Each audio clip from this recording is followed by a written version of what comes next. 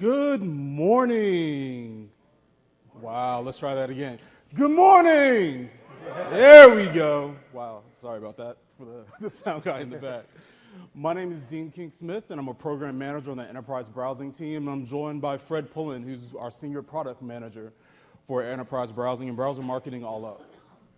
We're super excited to have you today, and I'm glad you made it to our session at 9 a.m. on day 3 of Ignites. That's day 4, wow.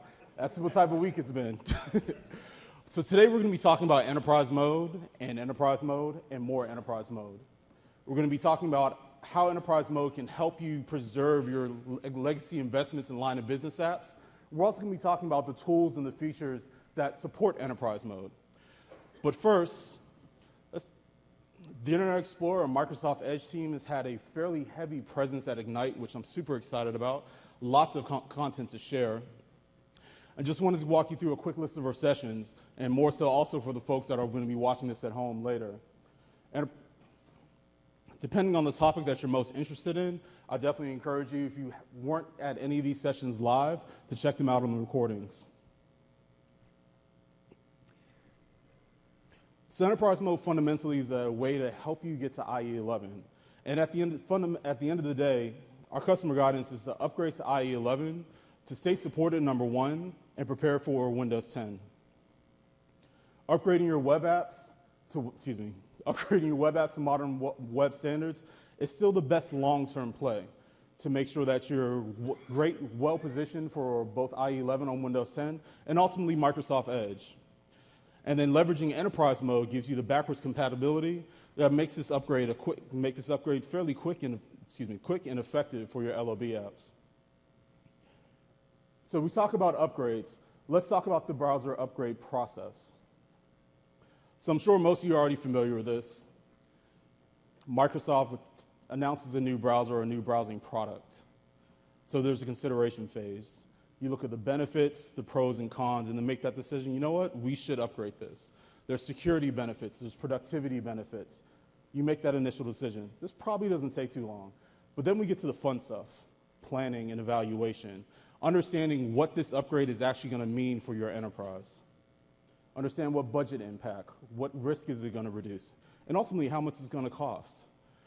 And then you move into the really fun stuff. Testing and remediation.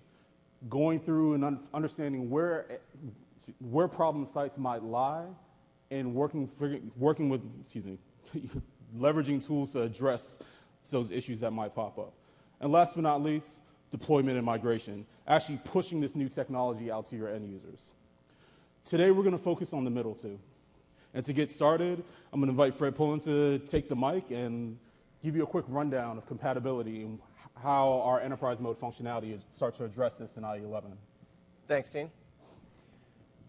In order to have a good understanding of how to troubleshoot web app compat issues, especially for IT pros like myself who really don't want to open up the website, we don't want to make changes to the code, I'd much rather use backward compatibility, even if temporarily, to help me upgrade faster.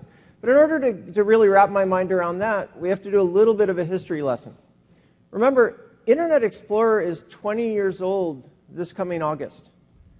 So 20-some years ago, customers had asked Microsoft for a lot of functionality that really didn't exist as a web standard. So in Internet Explorer throughout the years, it's evolved to include different sets of functionality. And I think this is important to understand because we get a lot of questions about what is compatibility view versus what is enterprise mode. And the good news is, after today's session, you should have a pretty good understanding of what compatibility view is versus enterprise mode and how you can use the two together. So in earlier versions of Internet Explorer, even up until IE5, IE6, IE7, IE8, we had a lot of great functionality that customers used to create some really compelling line of business applications. The bad news is the public-facing web went in a different direction with some of that technology. So some of the features and functionality that we ended up using, like even ActiveX controls, the web went in a different direction. We have functions like CSS expressions, which is a way of putting things in a static location on the page. So a lot of developers use that for placing things like buttons. but CSS expressions did not become a web standard. So when we reset the browser from the ground up in IE9, we reset it to be based on modern standards. And in IE9 to IE10 to IE11, we increased our support for modern standards. But we had to carry along the older document modes with us. So when we came out with Internet Explorer 7, we realized that there were a lot of older websites designed for IE5 or IE6. So we carried forward something we call IE5 Quirks mode. It essentially is an IE 5.5 type mode. And likewise, when we moved to IE8, we had to carry something forward. We ended up carrying forward IE5 and IE7 document modes. Now, this is what compatibility view is. Compatibility view is basically a switch that says if you have a web page that has a doc type, it will be rendered in IE7 document mode. If there's no doc type, because remember, doc type wasn't even added as a tag until IE7 or so. If there's no explicit doc type, you end up in IE5 document mode.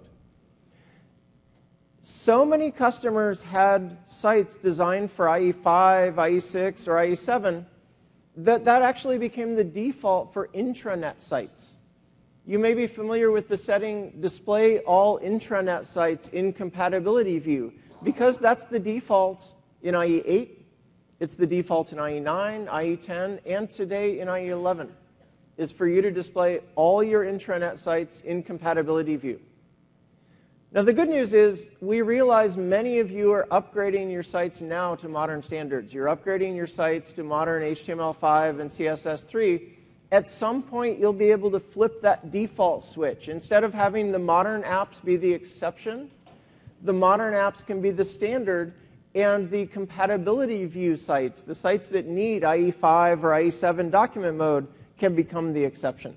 Because now we've given you the tools in enterprise mode to be able to explicitly set that document mode or even compatibility view for a particular site or set of sites. So in IE9, we carried this forward. We carried forward IE8, IE7, IE5, and IE10. You're noticing a pattern here. We carried forward IE9, 8, 7, and 5, and obviously in IE11.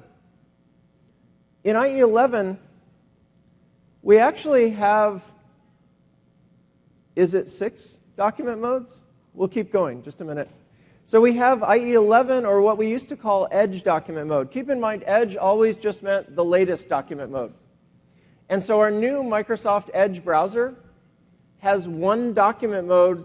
We won't fork the code again. We're not going to have an Edge v2, Edge v3, Edge v4.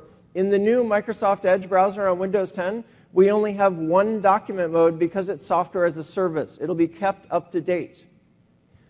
For legacy, thank you. We have a developer in the audience.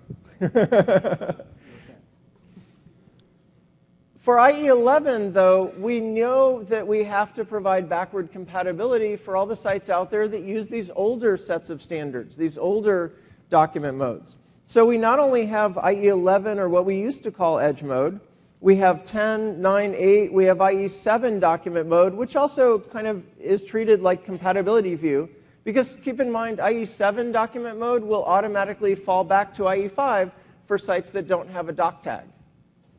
We also have the original IE5 Quirks document mode.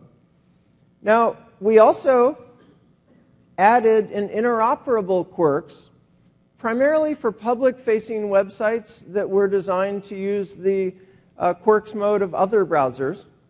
But wait, there's more. Last year, we introduced something called Enterprise mode, which provides higher fidelity emulation for IE8. And I'll be talking in more detail about what that means in a moment. We also have a new IE7 Enterprise mode, which is essentially Enterprise mode running in high-fidelity emulation, but running in either IE7 document mode, if there's an explicit doc tag, or IE5 document mode if there's not. So this is the additive version of Enterprise mode running in compatibility view. Chris Jackson here wrote a really great blog a while back about how these are additive. You can use Enterprise Mode and Compatibility View together. So what resources do we have to make things better? We know that the upgrade from IE6 or IE7 up to IE8 was pretty significant because in many cases you had to upgrade your web apps. You had to make changes to the applications themselves. In this case, for IE11, we've beefed up our backward compatibility. So some of the upgrade resources we have for each of the areas that Dean mentioned earlier are in the consideration phase. When you're looking at what path to go down, when you're looking at which browser you might be interested in adopting, we do have a couple of things to share with you there. One is there's a Forrester white paper, The Total Economic Value of Internet Explorer 11. It's available in 11 different languages on the Microsoft website. We asked Forrester to go interview 150 IT pros in the US, UK, Germany, and Japan who had already done the upgrade to IE11, who managed over 1,000 desktops or more. And what they found was the upgrade is much easier than before. We'll talk about that in a minute. We also have published just this week 2 Microsoft IT showcase white papers that explain about how Microsoft accomplishes the upgrade, how we're leveraging things like Enterprise Mode and Enterprise Site Discovery. And obviously, we have MSDN and TechNet documentation available as well. Lots of technical documentation to help you either use backward compatibility on the TechNet side or upgrade your sites to modern standards on the MSDN side. In planning and evaluation, which is the focus of one of the focuses of today's talk, Dean will be covering Enterprise Site Discovery in a lot of detail. Enterprise Site Discovery can help you assess your web environment to find out which applications are running in which document mode today, so that you can more easily determine how big the problem is. What applications or what web apps do you need to put in which document mode within Enterprise Mode? And obviously, we have Microsoft services and Microsoft partners who can help with this phase of your project as well. Testing and remediation. We can leverage Enterprise Mode, and I'll be going into a lot of detail on how you can use Enterprise Mode. We'll be spending a lot of time in demo. And if you're really interested in upgrading sites to modern standards, we have a website called modern.ie that can help with that. So if you're interested not in backward compatibility of Enterprise Mode, but in carrying your web apps forward, modern.ie has some resources that can help there. That's not the focus of today's talk, but I feel like we had to mention it. Services and partners can help with this as well. And then finally, in the area of deployment and migration, we do have obviously the tools that you're familiar with today, System Center, group policies. You can use MSIs for pushing out Internet Explorer. There's also the Internet Explorer Administration Kit. And yes, before you ask, the Internet Explorer Administration Kit will work with IE11 on Windows 7, Windows 8.1, and on Windows 10. We also have a large number of group policies. Those policies remain consistent across Windows 7, Windows 8.1, and Windows 10 to help ease your migration up to the next browser. Thanks, Fred. So as you've seen, we have a lot of tools that are available. We have a multitude number of dock modes that Internet Explorer 11 supports, and it's actually the only browser on the market that provides you that great legacy backwards compatibility for all of your legacy line of business apps. But what we're here to talk about today is how to get you to IE11. And more specifically, let's dive into what evaluation and testing actually means before we can get to remediation. So we like to think of this as 3 different levels of complexity, if you will. You can start with the F12 developer tools. How many people have actually used the F12 developer tools? I'm gonna clap that up. That's a beautiful thing. Thank you for that. This enables you to test all possible combinations of UA strings, dock modes, enterprise mode, but it does require a little bit of user training, and it is a very time-intensive process. But it also requires little configuration. You can go to any site, fire up F12, and play around till you get your site to work, and then keep track of that information so you can feed it into your enterprise mode site list. Enterprise mode collection, formerly known as phone home or reporting, you may have heard it through a couple of different names. This is the ability to configure your browser to send a post message back to a centralized collection server every time one of your end users puts a site in enterprise mode. The limitation here is that it only tests IE8 enterprise mode only. It does require a little user training because you have to make sure your end users know where to find the button and how to know that their site's actually in enterprise mode. But it does give you some automatic collection, and you have some configuration options as well. And last but not least, which we'll dive into much deeper today, is enterprise site discovery. As Fred mentioned, this is a way to collect information on every site that an end user visits, document modes and ActiveX controls, and I have a full list that I'll show you in a bit. There is no user training, it's completely silent. It is automatic collection, but there is a bit of configuration needed. Once you have this information, you can feed this information to your enterprise mode site list, and then you're ready to upgrade. Let's talk about enterprise site discovery. So as I mentioned, enterprise site discovery is a way for you to collect information about how your end users browse the web. So the user can browse the web in IE8, IE9, IE10, or IE11. Those sites then can be filtered based on parameters that you set, either by domain, so you could think about having, in our case, Microsoft.com or SharePoint.Microsoft.com or one of our internal sites. Filter the sites that you're concerned about, also including extranet sites, Office 365, for example. Get the information that you want. That data can then be collected locally on the machine. It's worthwhile pointing out that none of this information is sent back to Microsoft. I know we're always concerned about data privacy and where corporate data lives. This data stays completely within your intranet and actually locally on the machine. Options for WMI collections for tight integration with SCCM, or you can output it directly to an XML file on that device, and I'll show you how to configure that in a bit. Once that's done, you can aggregate all of this information to create a data-driven picture of your web environment. And in bullet form, support for IE8, IE9, IE10, and IE11. Again, this is privacy site scoping feature by domain, XML and WMI output.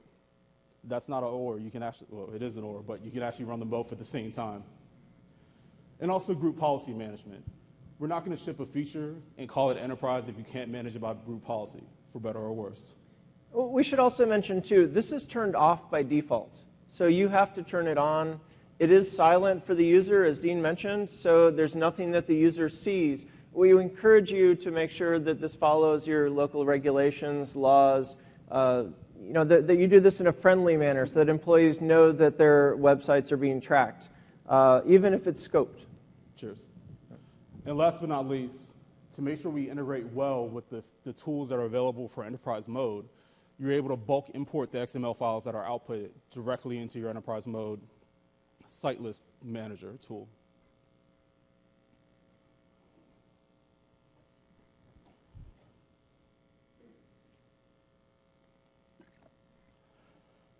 Let's take a look at some of the data that's actually collected. Now, of course, important things, domain, URL, IE version are always collected. Information that helps you build out your site list, the doc mode, is also collected across all the browsers. In IE10 and IE11, we're able to add a little bit more higher fidelity to your doc mode by also providing the doc mode reason and the browser state reason. And just for good measure, we threw in some performance stuff, so we pick up crash counts, hang counts, most recent navigation failures, and then number of visits to understand how popular a site is. And last but not least, zone. We want to make sure that you're able to understand which zone, which site's being loaded in, combined with the domain, obviously the domain, the URL, the document mode, and additional high-fidelity information such as browser state and doc mode reason. All of this information put together, whether it's whether collected via SCCM and WMI or via XML, will help you create that data-driven picture of your web environment. Now, as much as I love going through slides, let's take a look at what the process looks like to actually go from I haven't heard anything about enterprise site discovery to what I can actually do with this data.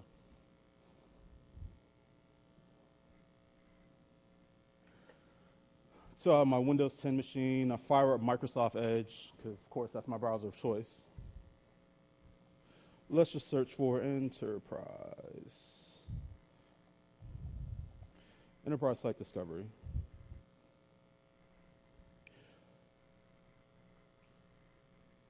First two results you'll see is a blog post, one of many blog posts we've had on Enterprise Site Discovery over the past year. But ultimately, you want to go straight to the download page. Within the packet, you'll have a number of files. You actually have a zip file which contains everything in the package, so instead of downloading individual files. But we also, Enterprise Mode Site Discovery can be managed by group policy. That is shipped in box, but we also provide the ADMX and ADML files if you want to take a closer look at it. In addition, for the SCCM users, ietelemetry.mof provides the SCCM definitions in order to configure SCCM, collect that information. In addition to two PowerShell setup scripts, one for Windows 7-based machines and one for Windows 8 and Windows 10-based machines. And last but not least, again for our SCCM users, sample RDL templates, and I'll show you what those look like shortly. So once you download the files, I always encourage everybody to take a closer look at our TechNet article. Now this is where you want to start. This is the first thing you want to do after you download the files to understand how to set up Enterprise Mode Site Discovery. Provides you information on what data is collected, how the data is stored, and how do you set it up, what configuration options you need to run on your machine. It's worthwhile pointing out at this point, while site discovery can be controlled via group policy, we still require that one-time PowerShell execution on your endpoints. So you can set this as an automated task or something along those lines to enable you to configure this feature on your machines. The actual code in Internet Explorer 11 required to run this, if you have the latest security update for IE 11, you already have it. But as Fred mentioned, it's disabled by default. Simple PowerShell script will run. We'll touch on group policy settings in a little bit more information on how to configure an SCCM. And I'm going to point these out because I'm not actually going to bring out SCCM. But with these sample templates, the first one we provide gives you a breakdown of your ActiveX controls that are actually instantiated by the website. We know there are current ways to inventory all the ActiveX controls on a machine, but that doesn't tell you how much they're being used. This feature and this functionality will. The other thing you can do, since it is just data, is build out interesting reports to understand what's your doc mode distribution and usage within your enterprise. So when we were building this feature out, and one of the things that, as you may, or if you've heard already this week, we're really data-driven at Microsoft. We want to understand how enterprises are using their corporate intranets so we can build a better solution to help support getting them to IE 11 and ultimately to Windows 10. So in that spirit, I gave my engineering team a challenge. It's like, hey, I'm going to ask all these partners in the TAP program, who in here is in the TAP program? Thank you for your help and thank you for your data. This is how we make better decisions. And if you're not in the TAP program, I encourage you to sign up for the Windows Insider and become a Windows Insider and get one of these pins as well. It's one of the data that we get from both the Windows Insider program and some of our technical preview programs. It influences directly how we build out these features. Great example, the privacy feature that I just mentioned actually came directly from data feedback, how that's configured and how that's managed. Speaking of management, and before we take a look at what you can do with this data, let's talk about management.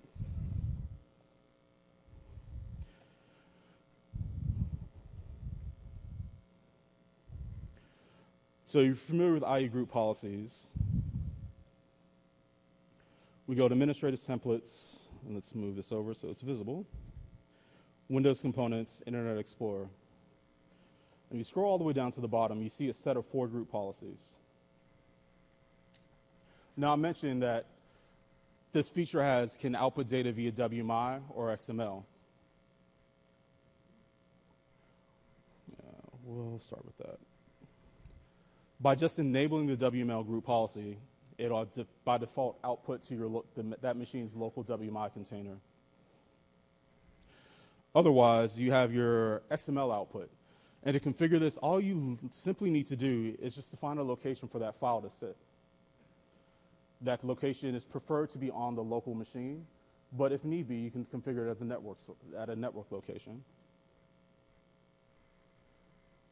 For privacy, you can limit the site discovery output by domain by simply creating a domain list. Again, you can think about this as your company's domain, your company's intranet sites, Salesforce, Office365.com, sites that are outside of your company's corporate firewall, but are critical critical line of business sites for your employees. And some of you are probably wondering what the performance impact is. The performance impact is negligible. It's only collecting about how many bytes of data per URL? 250? About 250. So if you do turn it on, especially if you do local collection, it's going to be collecting very little information, but it does accumulate over time. So it may not be something that you want to enable for every website that every single person goes to, because after a few months, you may run into problems there. Indeed. And last but not least, you can limit site discovery collection by zones. Now, the way we do this, because we want to make sure we can support all 32 different permutations of zone combinations, is actually use a binary zone mask.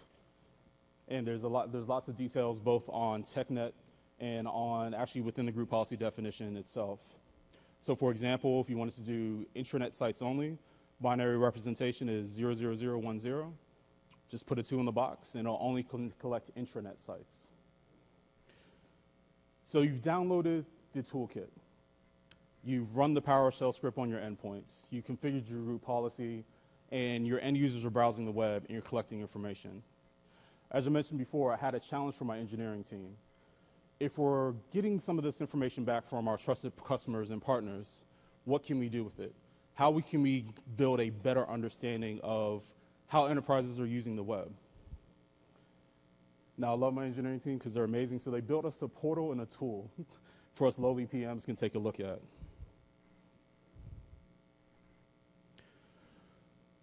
So among a set of enterprises, probably some in here representing around 215,000 seats, we're able to take a look at what the doc mode breakdown is to see that we are seeing a lot of sites being rendered in IE11, but there's still 10 doc mode, and scarily IE5 document mode, Quarks mode rather, that's out there. We can take a closer look at the doc mode reason. And while this is interesting, the aggregated look is fun, but let's take a look at closer at a particular company. In this case, our internal IT department. This is based on data that customers have chosen to share with Microsoft. Of course, if you turn this on in your environment, as Dean said, it's not sent to Microsoft. It's aggregated on your site locally. So don't let the 170 seats fool you. It's just we didn't update that number to encompass the total amount of seats. But we have a doc mode breakdown and that browser usage information specifically for MSIT. And thankfully, the majority of us are on IE11, but there's still a few outliers here and there. But what's more interesting is let's take a look at the raw data.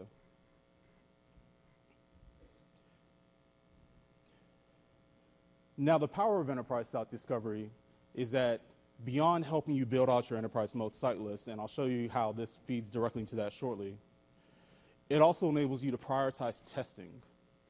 So case in point, pretty much our whole corporation is moving to Office 365 and SharePoint Online and Visual Studio Online. You can see that the top site visited by our internal test pilot users is SharePoint.com. We move a lot of documents around, so SharePoint is makes sense. Of course, Microsoft.com, wow, career? Might have to look into that a bit.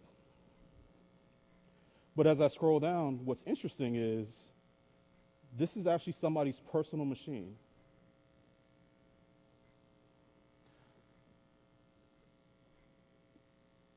Our central IT department isn't aware of this machine at all. It's Michael's, it's a HP's machine, probably sitting under his desk. But if you look at the usage, this probably is hosting a critical line of business site app for our team. Funny tidbit, IE Portal actually used to sit under somebody's desk, this site. Our entire engineering team uses this every day. It's not only doing just enterprise data. Like, this is kind of the hub of our entire engineering process. It was sitting under somebody's desk till about 5 months ago when we moved it to Azure. MSIT didn't know about this site. Because of enterprise site discovery, you can discover critical line of business apps that may be local to a team, but not centrally managed.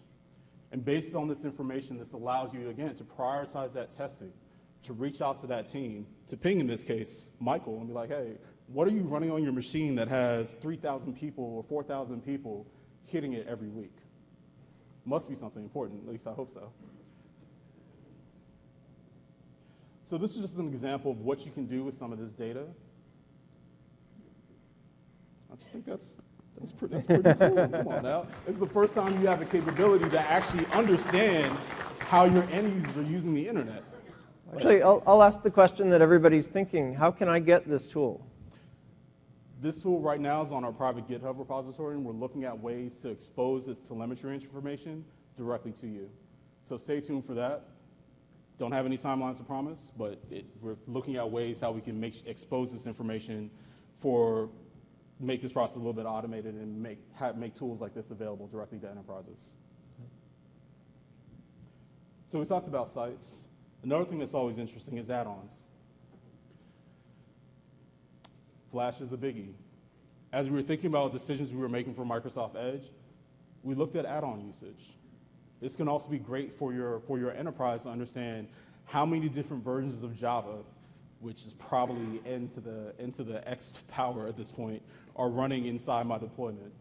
We saw data from a company that had 13 different versions of Java, down to the fourth decimal point, running internally. As you think about upgrading your browser and getting your sites to modern standards, you want to track down these binary extensions. Because ultimately, at the end of the day, in some cases, they represent security vulnerabilities.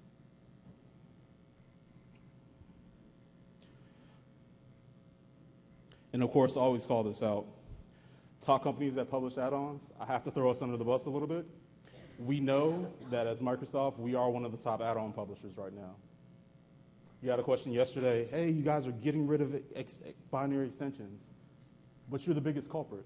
We know, and we're working on it. A little bit of self-deprecation there.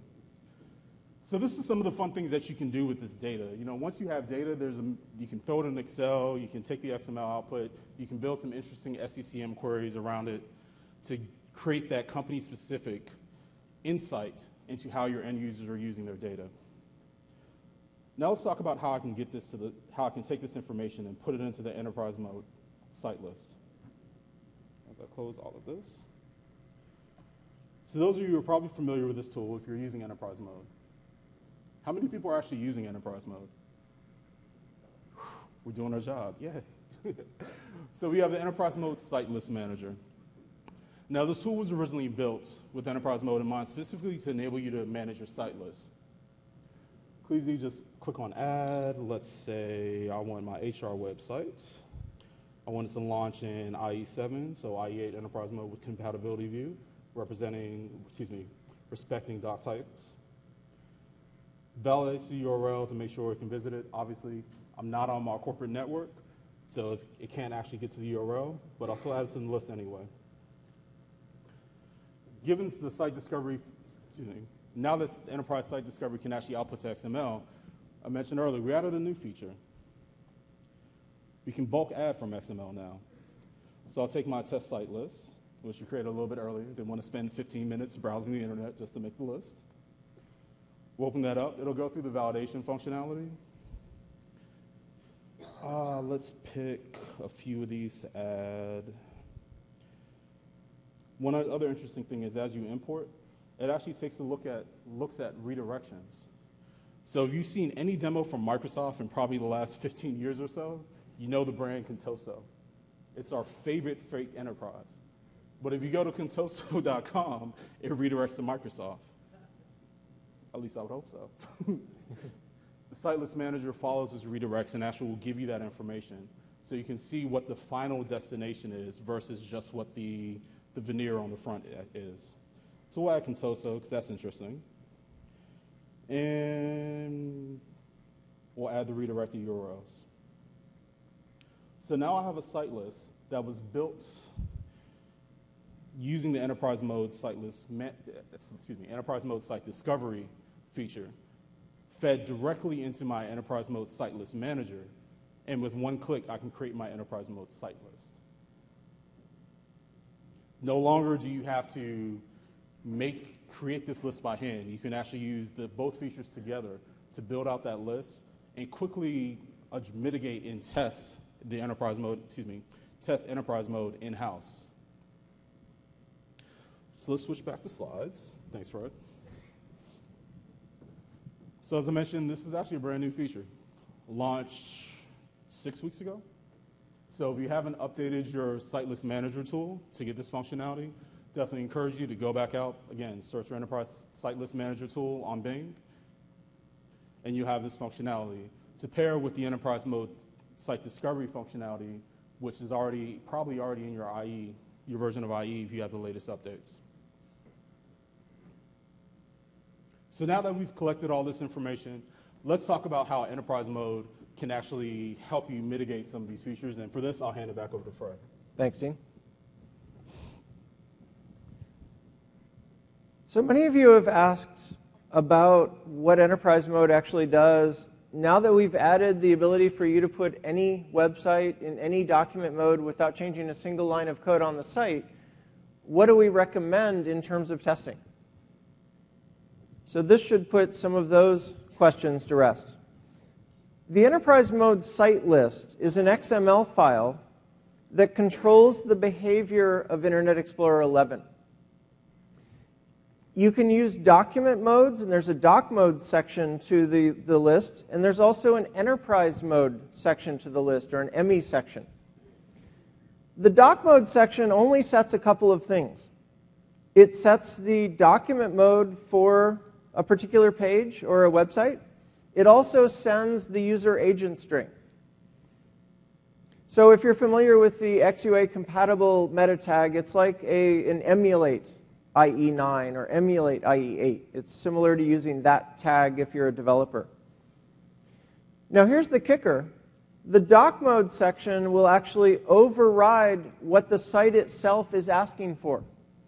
This was based on your feedback to us saying, look, I have to manage a number of different websites and different web apps. Some of them aren't owned by my organization. Some of them are third parties. Some of them are on the extranet. Or maybe some of them are on your internal network, but they haven't been touched in years. And unfortunately, some of those sites were set to ask for the wrong document mode. The scenario typically is they work in one browser, they work in a different browser, they don't work in Internet Explorer 11 because it's asking for the wrong document mode in Internet Explorer 11. So the doc mode section will actually override what the site itself is asking for. That's why I say you can put any site in any mode without changing a line of code on the site. You don't have to change the XUA compatible tag on the site itself. This overrides that. Now the enterprise mode section is higher fidelity emulation. By higher fidelity, I mean we looked at the compatibility issues that customers had reported over the years, and the biggest cluster of issues by far was from the user agent string. Now obviously it's not a best practice today to use browser sniffing, to say what browser are you and then hand code to that browser that's designed just for the browser. It's a much better practice to do feature detection. But the fact is there are millions or billions of websites out there and web apps out there that do browser sniffing. They look for the user agent string that the browser is telling them, hi, I'm IE9. Oh, I know how to handle you. Here's some code. And unfortunately, that code is often wrong.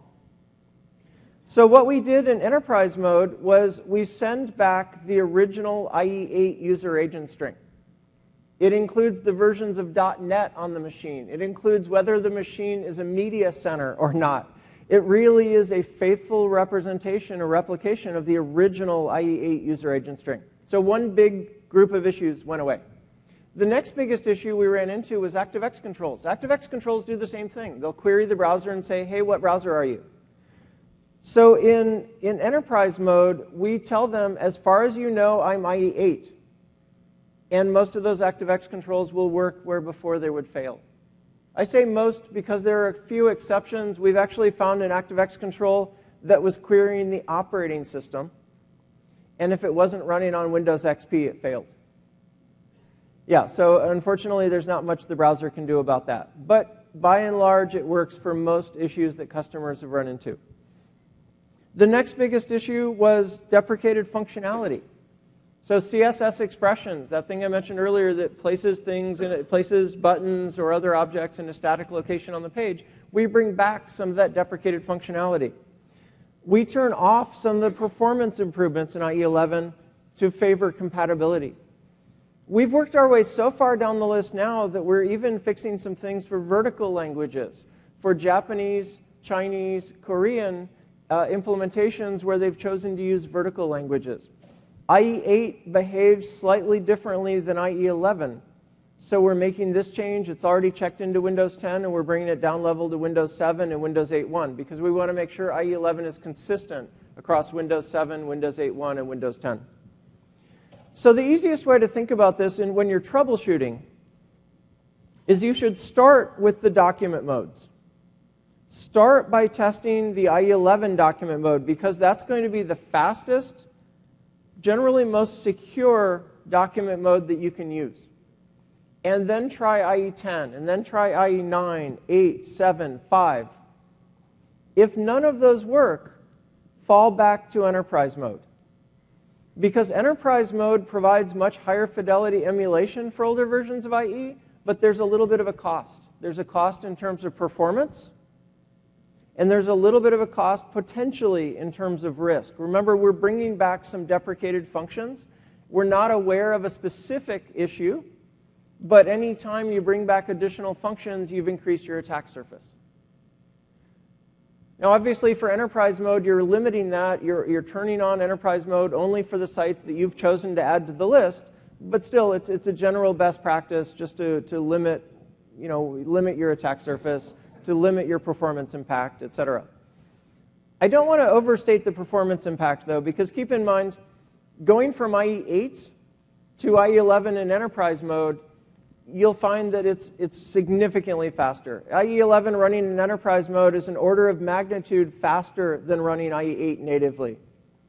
And running in IE 11 in native mode, in standards mode, is going to be much, much, much faster than enterprise mode as well. So think about these as a scale. Now, IE 7 enterprise mode, as I mentioned briefly before, is effectively this higher fidelity emulation for IE 8 running with compatibility view. So a site will get IE 7 document mode or IE 5 document mode if it doesn't have a doc tag. This is useful for some sites, but it can also help you as you wean yourself away from displaying all intranet sites in compatibility view. Because now you have the granular controls you need. Now you can use either IE 7 document mode on the doc mode section, because IE 7 doc mode will fall back to IE 5 if there's not a doc tag, so that's effectively compatibility view. Or if that doesn't work, you have the higher fidelity emulation within enterprise mode to be able to use enterprise mode plus compatibility view. And ultimately, once you get a handle on your applications and your web portfolio, then you can turn off that display all intranet sites in compatibility view setting, and now your default for your intranet is on modern standards, not on old standards. Excellent, thank you. We thought you'd like that one. All right, so in terms of management, there are a couple of group policies and a couple of registry keys.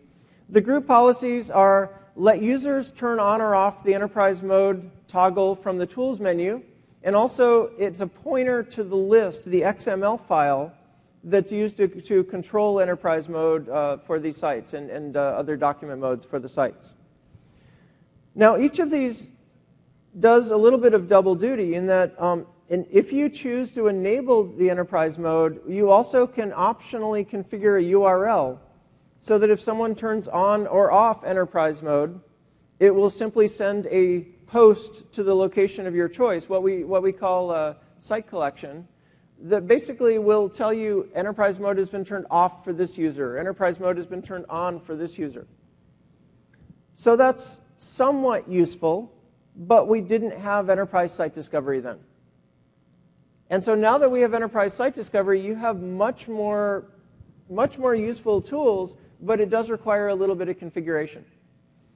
The other place where this falls down is enterprise. If you choose to enable the tools menu, you're really only testing IE8 enterprise for the single page that the user is on right then.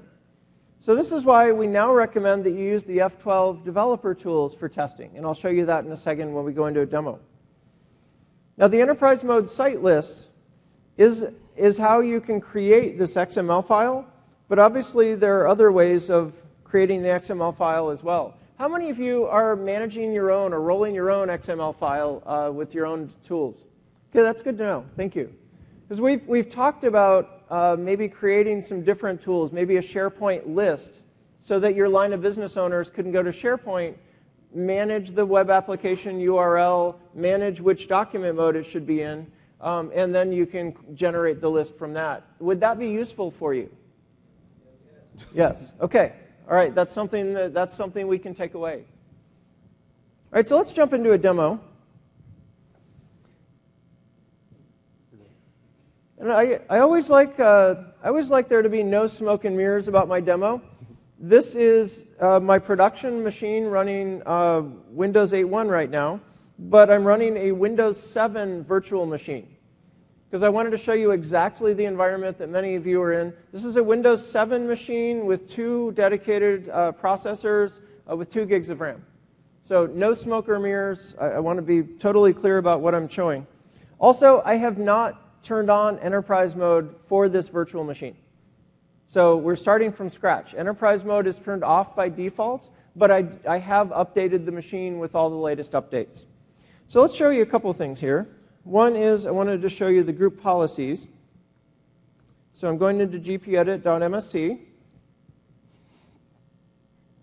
All right, and as Dean showed you earlier, we can go into administrative templates, Windows components, Internet Explorer,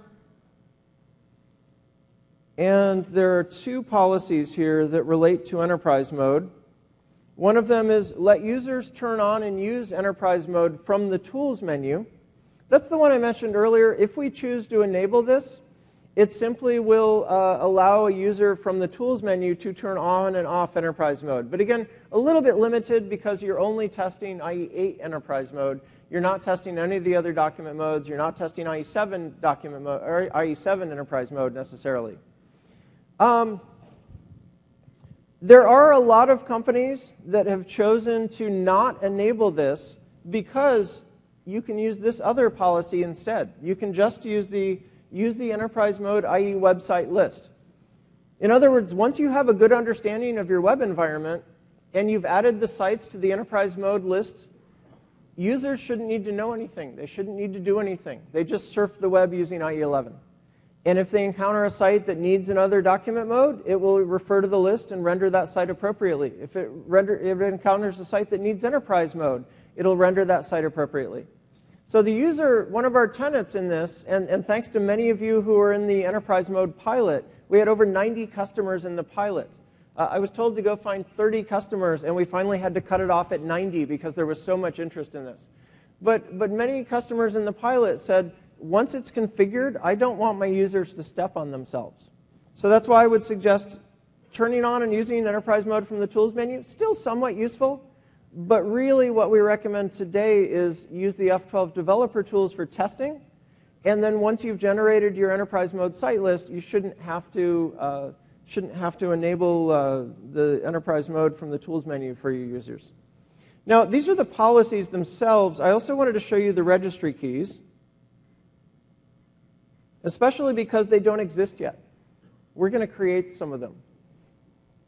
So in the HKey current user tree, when I start Internet Explorer in enterprise mode, it will create a current version string. It'll create that on its own, and we'll go look at that in a minute. It doesn't exist today. It doesn't exist right this second because I deleted it last night.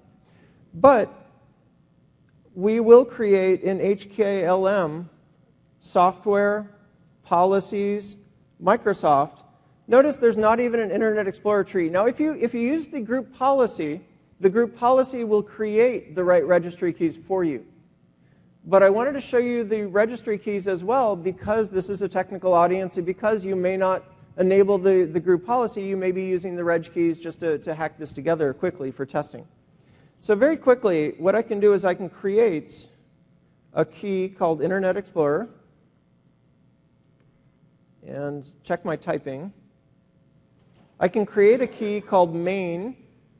I can create a key called enterprise mode, no spaces. And then within that, I can create a key called, a string. Yeah, it's a string. Let's create a string called enable. All right, if I've done all of this right, I should be able to start up Internet Explorer. And from my tools menu, I see an enterprise mode. It wasn't there before, but I'm able to see it now. And in fact, I can prove this. If I go exit, we'll go ahead and delete the enable key. And start up Internet Explorer again, tools menu. There's no enterprise mode. So no smoke or mirrors here. All right, so if I wanted to enable it, I could create the enable key. We'll go ahead and do that again really fast. And if I wanted to, I could point this to, I could point this to where I want to collect this information if someone turns on or off enterprise mode. But again, this is somewhat limited in usefulness. It's not something that I would recommend today based on feedback from many of you. So we're just going to create the enable key, and I'm going to create a site list key as well. Site list, and I'm going to give it a value of HTTP localhosts in this case, and I think I just call it sitelist.xml. All right, so now I've got this localhost site list, and let's check to make sure that there actually is something there. Actually, let's go ahead and let's do some testing and create our list, and then I'll show you what it looks like. So let's test some sites. And in this case, I can go to localhost travel. Now, this is pretty typical of a site designed for an older version of Internet Explorer. There are a few things that are wrong with this site that I wanted to call out. One is the user agent string. It's doing some user agent string sniffing. It's saying, oh, we notice you're using an older version of Internet Explorer. This is because the logic that many applications use only checks the first digit of the version number. So IE10 looks like IE1. And everybody knows that 1 is below 6 or 7 or 8 or whatever version this was written for. So you may get a warning saying, please upgrade to IE5. Because we notice you're using an old browser. It's a little frustrating user experience. Another thing that's wrong with this site is there may be an ActiveX control that's not working. There may not. It's hard to tell. Because, of course, most ActiveX controls fail silently as a convenience to the user. And then finally, CSS expressions are showing up in the upper left-hand corner. If you're running in a document mode that doesn't support CSS expressions, then everything shows up in the left-hand corner because it doesn't know where to put things on the page. So if you ever pull up a web app and everything's showing up in the left-hand corner, that might be a clue. Oh, maybe we should try the document modes, but this may be an enterprise mode job. All right, so let's go ahead and try some things here. I'm going to hit F12 for the developer tools. Now, again, I am not a developer. I spent 15 years doing ERP rollouts before joining Microsoft 11 years ago. I don't want to crack open sites. I don't want to use code, and I don't want to get into this. What I care about is in the emulation section, document mode, browser profile, and user agent string. Because what I can test is, and I can dock this. Let's see how I do that. I think, yeah, there we go. So I can dock this, and I can move this around a little bit. And let's go ahead and choose IE10 document mode. But I also have to choose not just the document mode, but the user agent string to match. Because that's really what the IE10 dock mode is setting within the enterprise mode site list XML file. So in this case, it looks like it fixed some things. It now thinks that I'm using the right version of Internet Explorer, so my user agent string sniffing has gone away. It looks like if there's an ActiveX control, maybe this is working now. But my CSS expression still isn't going to work. And I'll save a little bit of time because I could go through IE9, IE8, IE7. CSS expressions isn't going to come back until I change the browser profile to enterprise. Now, one trick here, for testers, you may have to enable enterprise mode from the tools menu, because unless you have that enable tag, enterprise mode doesn't show up as a browser profile option. So for testing purposes, I would go ahead and enable that for your users, but encourage them to use F12 for testing. Now, if I turn on enterprise mode, and let's actually start.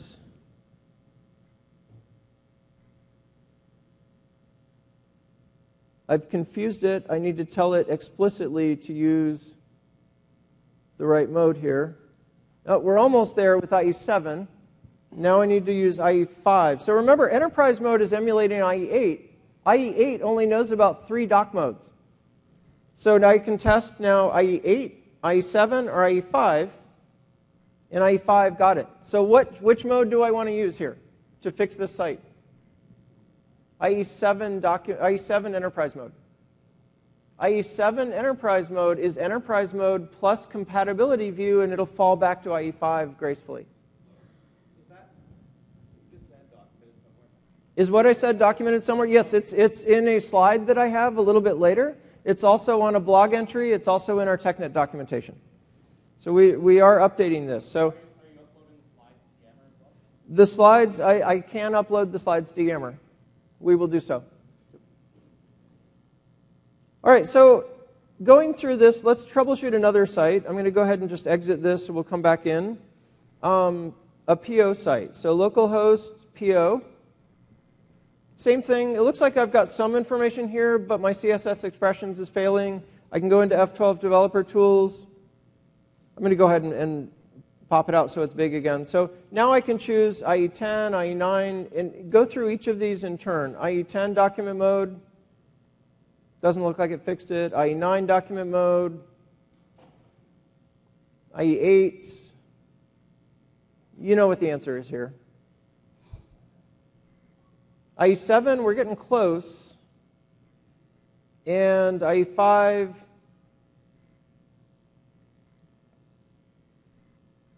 All right, let's go ahead and punt. We'll choose not Windows Phone. Oh, there we go. So IE5 document mode running in with Enterprise. Oh, that got us close. Actually, let's try IE. Actually, I think the buttons are there. It's just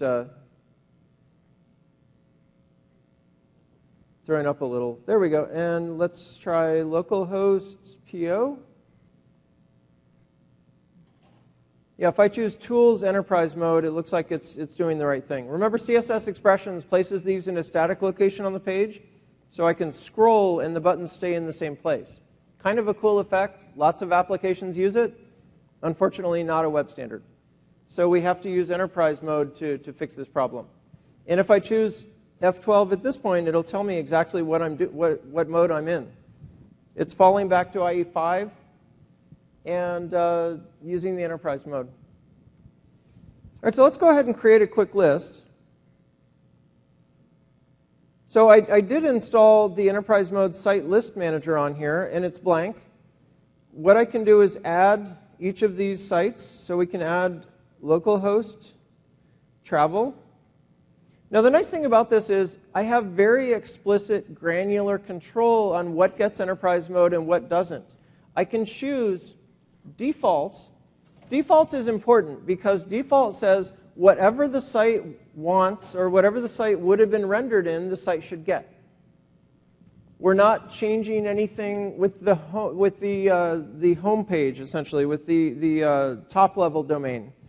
What I can do is, for this path, I can say I want to use IE7 enterprise mode.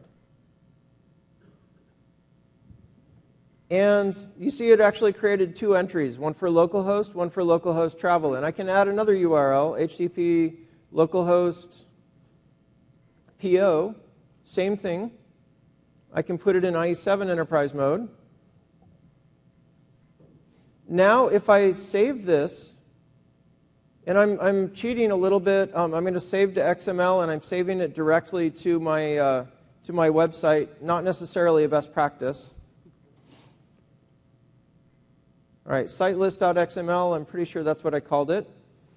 All right, I promised that we'd come back in the registry to a different section so I could show you something. Now watch, if I go up to HKey current user, software, Microsoft this time, I don't go in policies, Internet Explorer, main, there is no enterprise mode there, but if I kick off Internet Explorer and I have a valid site list, now I should be able to go into HKey current user, software, Microsoft, main. Let's refresh this. Oh, there's a new enterprise mode. Let's see what's in there. Current version. Current version of my site list file, because I saved this a few times last night, the current version is 8.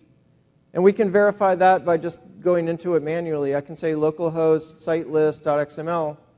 Yeah, it's pulling the right file. Now this is incredibly useful for troubleshooting because I wanted to show you a couple of gotchas before we take questions. One of the gotchas here is the site list that I think I'm using actually the one that Internet Explorer is using? And so you want to check, is the current version in my HKey current user the same number as the rules version that's in the XML file? Because I will show you a gotcha here. If we manually edit the file, and I'm going to go into, actually to do this quickly, I'll cheat a little bit. I'm going to go into Notepad and Administrative, and we'll go straight out to my file,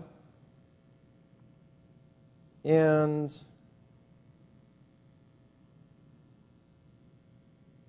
all right, here's my file. Let's say I'm manually editing this file and I somehow step on myself. Let's say I have an ME section here that looks like that, and I have a doc mode section that doesn't have anything in it. But there's a malformed file and there's a different version number. I just wanted to show you quickly because if I save this file, if I go back into my registry and I delete my current version, this is a quick way of having Internet Explorer refresh the file, because ordinarily, after I fire up Internet Explorer, it'll wait about 65 seconds and then refresh the file. But if I delete that current version, I can save myself 65 seconds. So it just tried to refresh the file. Now let's go look and see what the version is. And yeah, it's not able to pull it in because it's malformed code. So I just wanted to show you this quickly because if for some reason you have a malformed XML file, it won't pull it in. It'll be using perhaps the old cached version instead of the new version. Now, one way you can clear this, I promised to show you some troubleshooting tips and tricks here. One way you can clear this is if I go into delete browsing history and I delete cookies and website data.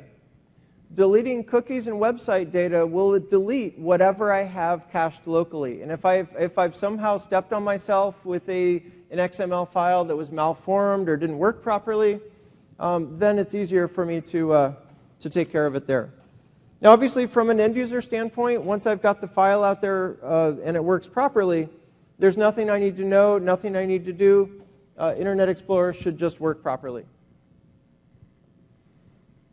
All right, so how well does this work? There's a Forrester white paper out there I mentioned that's in 11 different languages. They surveyed a bunch of IT pros and found 47% found the upgrade to IE11 was easier than they anticipated, and 90% of those customers were using backward compatibility. The 5 or 6% that found it was harder than they expected were trying to upgrade their apps to modern standards. They weren't trying to use backward compatibility. Now let me ask you, is the upgrade, those of you who have upgraded to IE11 already, is the upgrade easier than you anticipated? Was it easier because of backward compatibility? Yeah, I'm seeing a lot of heads. Okay. Now, some prescriptive testing guidance, and I'm not going to spend a lot of time on these slides. We just wanted to get these down because exactly to the gentleman's point earlier, is this documented anywhere? We wanted to make sure that it's documented in as many places as possible. We refreshed our Tech Center page recently with new guidance, with new suggestions, including some of the information here.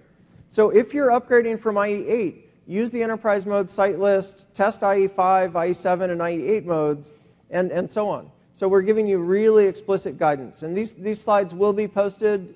You know, if you can't find them here, if you can't find them on Yammer, email me. You know, we'll find ways of getting them to you. But it is information that's available on technet.microsoft.com/IE. If you've upgraded from IE9, similar.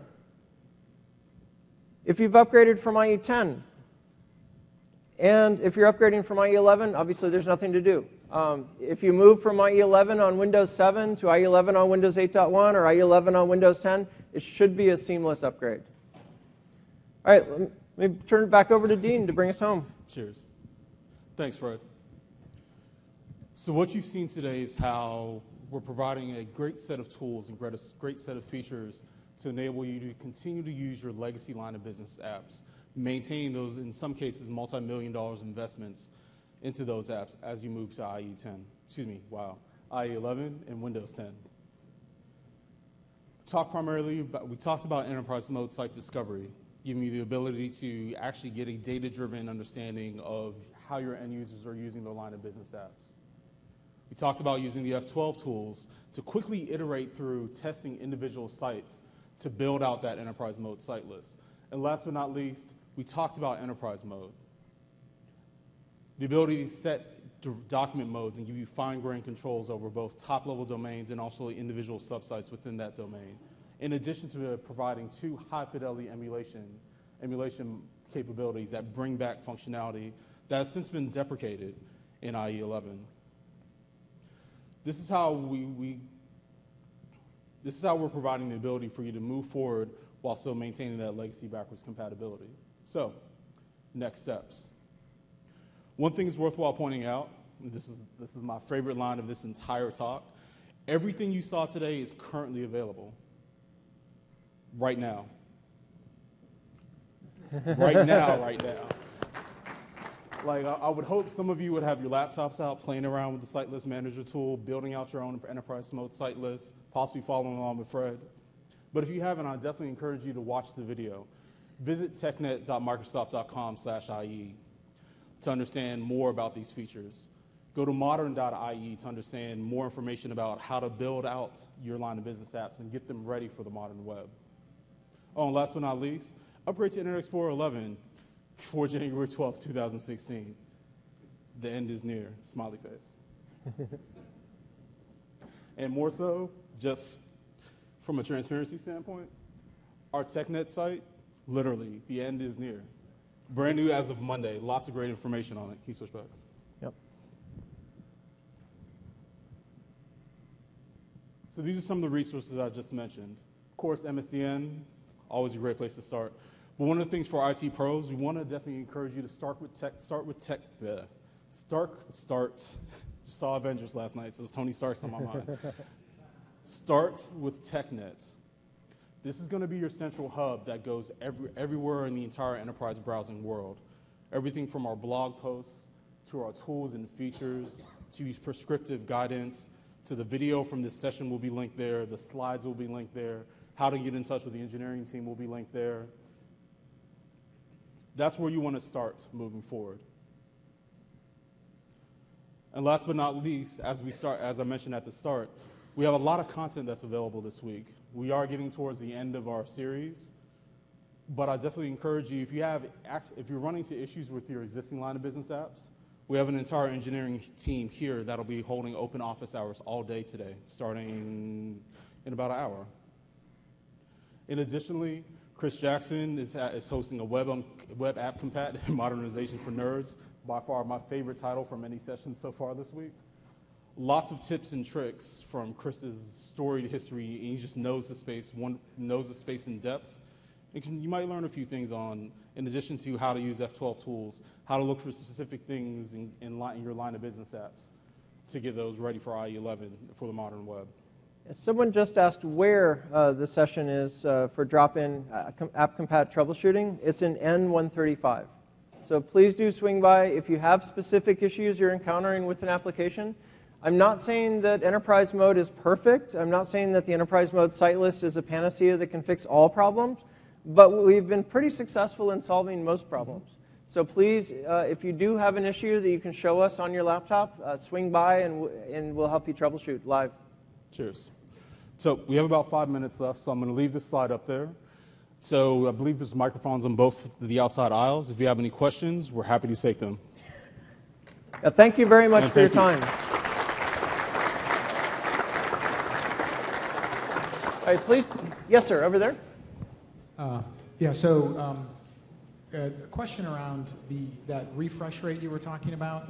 If you, say, update the site list, like say you do it a couple times a day, lives on a highly available web server, how long does it take IE to sort of acknowledge that updated file? Do you need to restart IE, or is there? Yeah, the short answer is yes, you have to restart IE. Okay. Once Internet Explorer is restarted, it will wait by default about 65 seconds and then pull the file if it's available. Now, the good news is, from a user standpoint, if it's not available, let's say it's on the corporate intranet and I'm in a hotel somewhere, if it's not available, then I'll just use the locally cached version until it is available. Okay, so and to speed that refresh up, what would you recommend? Delete that? To speed the refresh up, especially when you're testing, I have a script that will actually delete the registry key. Okay. So just when I'm testing and I'm going through multiple versions of the XML file very, very quickly, I can run the script. It deletes the registry key, kills my Internet Explorer process. Again, probably not a best practice for users. And then I can restart Internet Explorer and it'll pull down the fresh version. Okay, thank you. Of course. Sir? So we've already been testing and using enterprise mode in our environment, and I'm a little confused as to the new IE7 enterprise mode. Is there any retesting we're going to have to do that would impact anything? For the most part, we've been successful with enterprise mode. There's a couple things we've had to put to IE7 documents mode. We already have our local intranet set so it doesn't use compatibility view. Yeah, the good news is, so the question is, if you've already tested enterprise mode using the functionality that we issued last April or the expanded functionality we announced last November, there's no changes you need to do to your environment. You don't have to do any additional testing to use the new functionality. What we've done is extended the existing XML schema. We didn't change anything that exists. So if you've already done testing, there's no additional work for you. We're just giving you an additional option down the road. If you've already turned off display intranet sites in compatibility view, then you're probably good. Okay. We wanted to provide that functionality primarily for customers who say it's really hard to shift our default from older compatibility view to modern standards. And this is just an additional tool for that toolbox. Okay. Another issue of concern is ports get dropped. You can't put them into the site list manager if your website has specific ports, and we've got servers where they have multiple instances of the application that just run on different ports. So the application URL is pretty much the same except for the port number. Yeah, well, we still have probably about 120 people in the room. How many people would find ports useful in this enterprise mode site list? Okay, that's good feedback, because we have some of the engineers in the room who can carry that forward and take that request to the team. Thank you. It's good feedback. So we have about 30 seconds left in the session. I do want to be respectful of your time. We'll try and squeeze one more question in, but I definitely encourage everybody to drop by our our office hours on our Compat troubleshooting workshop, which is running all day today. Yeah, and I'll stay in the hall for a little bit after the session and answer questions before heading over to the AppCompat workshop. Cheers. Sir? Probably a stupid question, but when you make the site list in the program and you choose enterprise mode, there's not an option to choose enterprise modes, i.e. 7, with a certain document mode. If you refresh, I think the question is, I'm not seeing that option in the enterprise mode site list. There is a V3 version of the enterprise mode site list available, site list manager, available for download now. Okay, So where you that's can been choose refreshed. a certain enterprise mode version and a certain document mode with that enterprise mode. No, Right, it's simply the options that I showed earlier. It's IE8 enterprise mode, IE7 enterprise mode, IE11, IE10, IE8, or 99, IE8, IE7, and IE5. So it gives you those explicit options in the tool. Another way to think about it is when you set IE8 enterprise mode, it's also setting the document mode as part of that process. Except IE8 enterprise mode and IE7 enterprise mode is a much higher fidelity version, higher fidelity emulation of IE8 versus just setting the document mode. Yeah, so encourage you to try it. Download the new Enterprise Mode Site List Manager. It's a little confusing because I think the download page still shows V1. So we'll get that fixed. But there's a new V3 version that's available. Cheers. So All right, thank you very much for your time. Thank you. Thank you. Your feedback's important.